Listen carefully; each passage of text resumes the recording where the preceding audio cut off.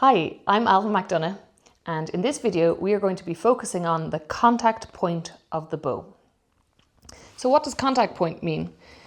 When you're playing with the bow, you should always be playing between the end of the fingerboard and just to where the bridge starts. So it's this section between these two areas. Now, primarily for most of your playing, that's where you're going to play. In some very contemporary pieces or impressionistic music, you might have a direction to play on the fingerboard, or you might have a direction in contemporary music to play behind the bridge. But in general, for most of the things we'll be playing, it's between here and here. So don't let yourself draw up here with the bow. The best place for the sound is between these points. So I like to divide, as we begin, this area where we can play into 3 lanes. So imagine we have lane 1, lane 2, and lane 3. Okay? I like to think of them as lanes in a motorway. So it really still applies in the same way. We're thinking about the amount of weight that we need to have with the bow, the amount of bow speed we need to have, and then where we play in our contact point, here, here, or here. So they all create different sounds. So let's say we call this one here, closest to the fingerboard, the fast lane. So imagine this is your favorite sports car, something like a Porsche. And when you play in this area, you play with a fast, light bow. So this is quite an easy area to play in.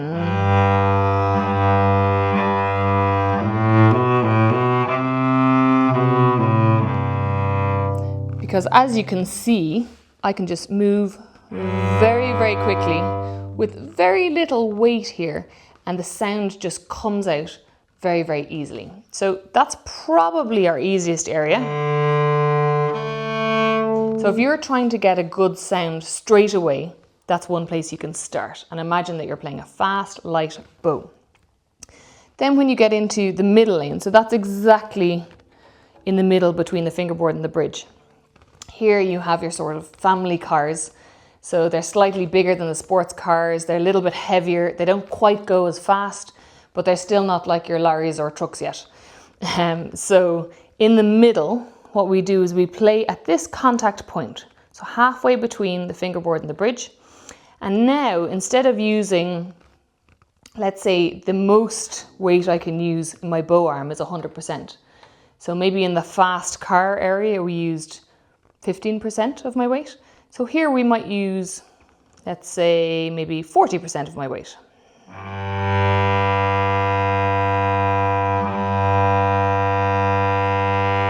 So it's a little bit louder in sound, and it's still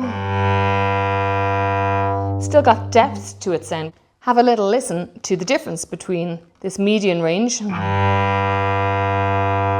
then the fast car area. You can hear it's definitely softer in the fast car area, and also the core to the sound is not as deep. So we've got this flighty sounding bow stroke. And then we come to the really, really slow lane, where as we play closer to the bridge, we need much more bow arm weight. So here I'd be using almost 80%. You can see that my bow speed, I'm actually drawing the bow much slower. That one was probably 90%. And you can see my speed is much slower than, say, this sound up here, which just glides across, sort of like an ice skater. So here,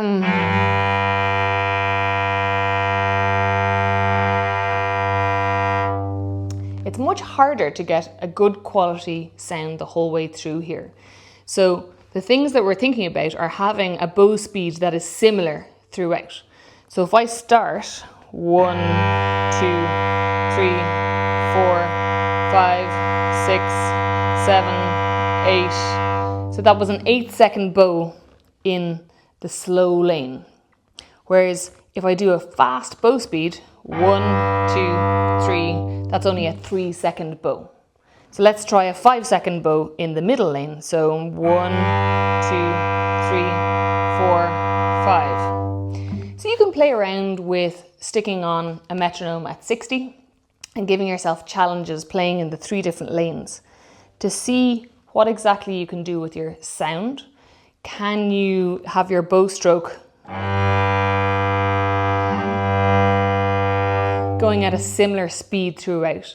And do you know what weight and speed you need for the 3 separate areas? I hope you enjoyed this video.